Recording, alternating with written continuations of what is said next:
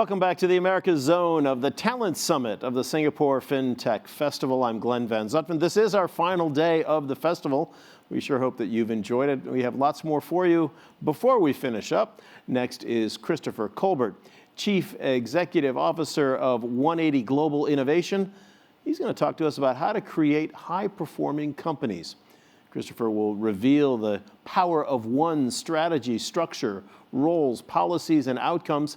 In this new world of work and life, it turns out that oneness is everything. Over to Christopher now for a comprehensive look at his new work equation. Christopher.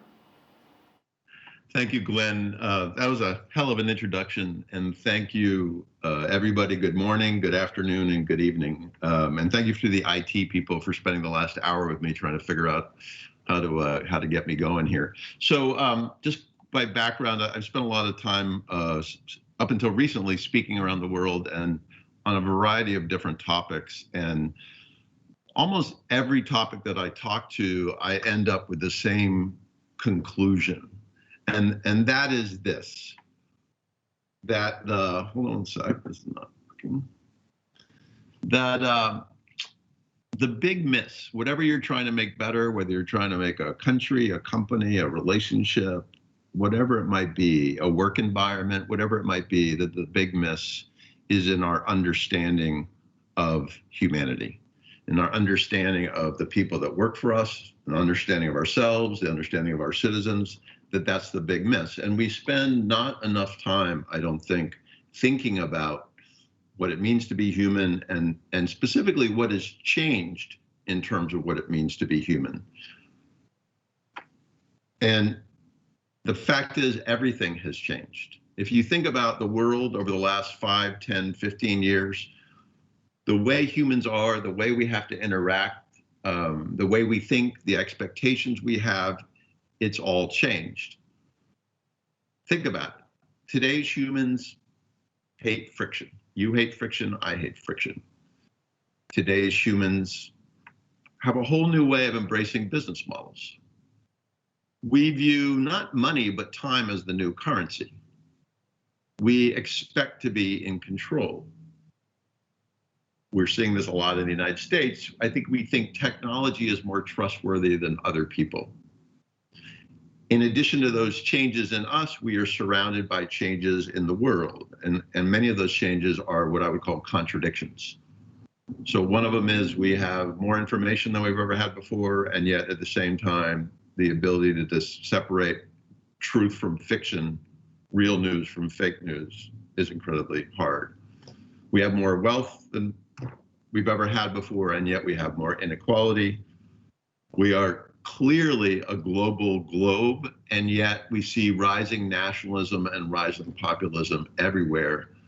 And then the fourth contradiction, which is one of my favorites, is we are clearly in the middle of climate change, a climate crisis. And the contradiction is that the vast majority of us actually deny it. Or even if we don't deny it, we do very little about it. And that sets up the other truth. Just as everything has changed, nothing has changed. That human beings are still kind of, sort of, the way they've always been. And you've seen this graphic before, I'm sure. The primate on the far left, Homo erectus on the far right, and this inference that we are much more sophisticated, much more rational, much more intellectual. Well, I argue, I believe that actually the creature on the far right is not that different than the creature on the far left. And a guy back in the 50s pretty much proved it out, a guy named Abraham Maslow. And he created something called the hierarchy of need, a psychologist. And his whole determination is that the vast majority of our actions, decisions, behaviors are filtered through very basic needs. And it's a bottom-up equation. Each and every day we worry about shelter, food, water, safety, control, belonging at some level. And that, again, all of our actions, all of our decisions are oriented towards this set of needs. Sorry. So it sets up, on the one hand, everything has changed. On the other hand, the fundamentals of being human haven't really changed all that much. But I think it points to or whichever way you look at it, organizations must change. But the rationale for why they must change is actually pretty basic. So here's the bell curve. Based on observation, based on all the companies I've worked with over the years, I think this is fundamentally true. The vast majority of organizations, companies, country, whatever, are average to bad, average to poor in how they run their businesses and the performance that they extract from their businesses. And that applies to managers as well. My theory is, given the changes out there, the bell curve is going to shift over the decades ahead, and that more and more companies will be struggling to deliver a sufficient level of performance. And so the question then becomes, well, what do we do about that? If that is the prediction of the future, what can we do? And this is, Glenn talked about oneness. You know, I believe in the power of one, and the number one is a symbol of many different things. It's a foundation symbol in the sense that all numbers are derivative of the number one. It's a leadership symbol, right? Being number one is a leadership thing. It's an alignment symbol, which is we have to be aligned in all of the actions that we undertake. It's an achievement symbol. It's a unity symbol. And I think most importantly, it's a self-belief symbol. The task of creating high performance, fundamentally at the most basic level, I think, is about allowing people to find their way to self-belief, the confidence that is attached to that, and in that self-belief to realize their full potential. And if you just take that statement and you compare it to how most organizations operate, most leaders lead, most managers manage, I don't think there's a lot of conversation about how do we help people find self-belief? How do we achieve real unity in our companies? How do we enable achievement? How do we foster alignment? How do we affect leadership? And how do we build a foundation, a solid foundation to allow the organization to realize its full potential? So my wacky oneness equation is the power of one applied to new thinking, the power of one applied to old thinking, because a lot of the old thinking is still relevant thinking. The issue isn't the thinking, the issue is the application of the thinking. And that 1 + 1, instead of equal 2 or 3, actually equals 1, because 1 is a symbol of high performance. So the first one to contemplate as new thinking is that the way an organization is everything. And you may have heard this expression, the definition of insanity is an entity behaving exactly the same way and expecting a different outcome. My view on that, the way of any entity is central to its capacity to create sustainable value and advantage, the way. And the way is culture. And people talk about culture as a thing. It's not a thing, it's the way. And it manifests, or is a manifestation, a representation of values, morals, beliefs, biases, behaviors, like everything. The way of an entity determines its capacity to achieve performance. And again, I think most leaders, most managers don't really lock into that fundamental truth. Think about the way of your country, the way of your community, your city, your town, the way of your organization, and then the way of you. They all determine outcomes. They all determine prosperity. And so one question we all have to ask ourselves is our way aligned with the way of the world? Is our way sufficiently open? Is it inventive? Is it borderless? Is it integrative? And is it adaptive? And just like hold that list of criteria up to yourself, to the company, to whatever. And I think you gotta tell yourself the truth. And in seeing the difference between that and where we are, you have to sort of ponder, am I willing to change? Are we willing to change? Because this is the other thing I believe. There are only two motivators of change, aspiration and desperation, and the only one that really works is desperation. Because change is hard, behavior change is brutal. Going from closed to open, not so pleasant. Second new thinking number one is this idea of taking down walls. There's only one company. This is what most companies look like. This is what most companies look like. Horizontal walls, vertical walls. Walls between people, walls between executives, walls between people and themselves. That's supposed to be a mirror. And then walls between the leaders and the rest of the organization. Another new thinking, number one, recognizing that employees are actually humans. I know that's a crazy thought, actually humans. You may have heard about Google's study to determine high-performing teams. The number one attribute of high-performing teams is psychological safety. That's an environment where people actually feel safe to speak their mind without fear of retribution, where intimacy between humans, intellectual intimacy, even emotional intimacy, is actually okay, more than okay, it's encouraged, and where you're allowed to be vulnerable. Just another question for you is your organization psychologically safe? Another number one, employees are achievers. We want to be number one. And if you go back to Maslow's hierarchy, there are all different sort of aspects of achievement in this model. Are we as leaders, managers, giving our employees the tool to realize their psychological needs? Are we creating environments where they feel trusted and that sense of psychological safety? Do they feel a level of connection and teamness, which, by the way, in a remote environment, I think becomes even both harder and more important? Do they feel recognized and appreciated? And then Daniel Pink's, if you haven't read about Daniel's views on this, you should. Are we enabling our employees to achieve mastery, autonomy, and purpose, to realize their oneness, if you will?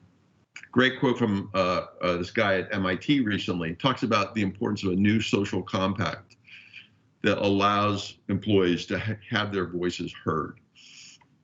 Another number one, new thinking, employees as planners. In most organizations, the plan is given to the employees. When I went to Harvard, there was no plan. This is the Harvard Innovation Lab where I was the managing director for a number of years. And there was no plan, and frankly, it wasn't a very innovative place.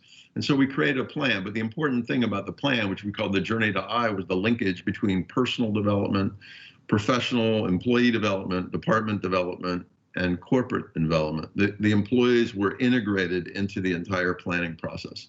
One plan. That's new thinking, or maybe not so new. And then there's old thinking. So this is a classic, right? Well, we should train and develop our employees. Employees are learners.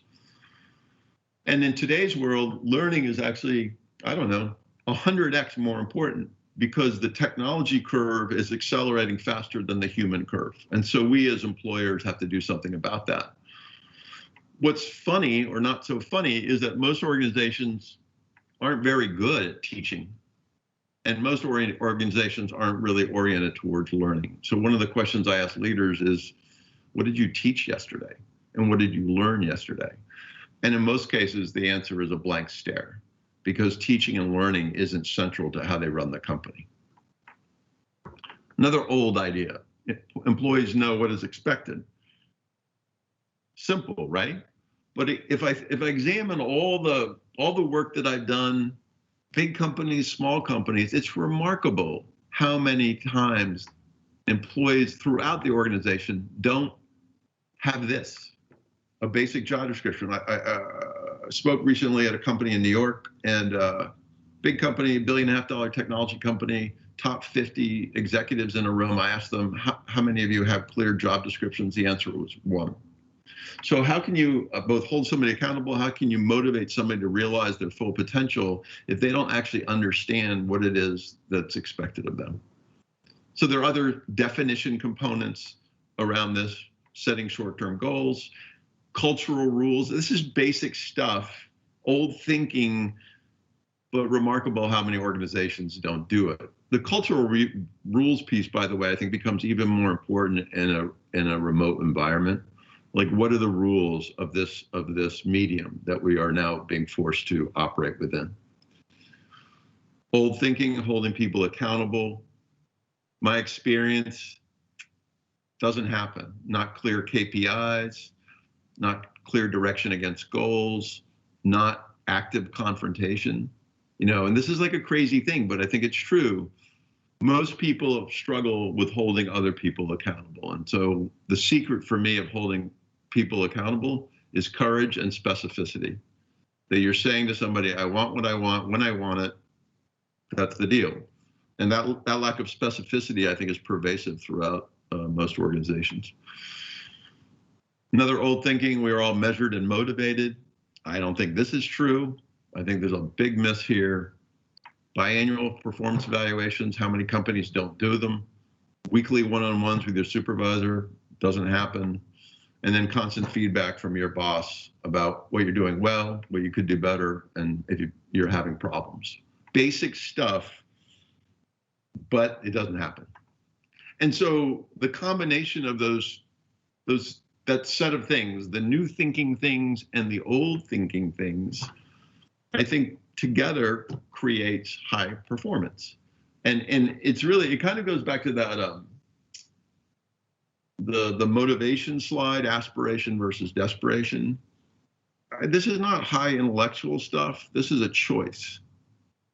You know, and on the aspiration versus desperation thing, I use the example of going to a doctor, and I've been wanting to lose, 10 pounds for 5 years, and now with COVID, I probably have to lose 15 pounds.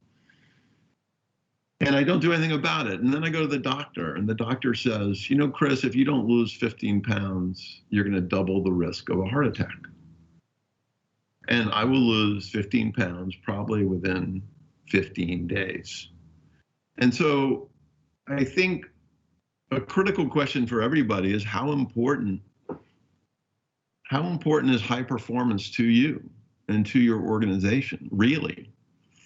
And if you decide that it's really, really important, like as critical as anything else that you're working on, then you're going to do the things that I talk about, the new thinking things and the old thinking things. And you're going to get the rest of the leadership team and the managers in the room, not as a check the box exercise, but as a central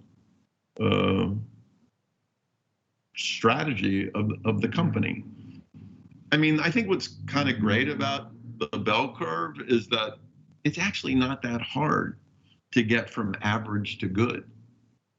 It really isn't. It's just, to me, it's a matter of commitment.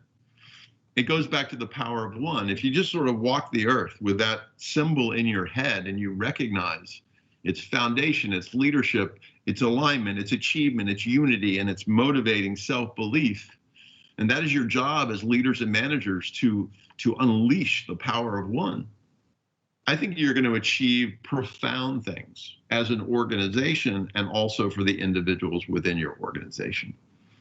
And this is my summary view. Achieving high performance is fundamentally about creating human-centered environments that motivate the right behaviors. But in order to create human-centered environments, we have to get really good at human and understanding them and understanding us. And that is the big miss.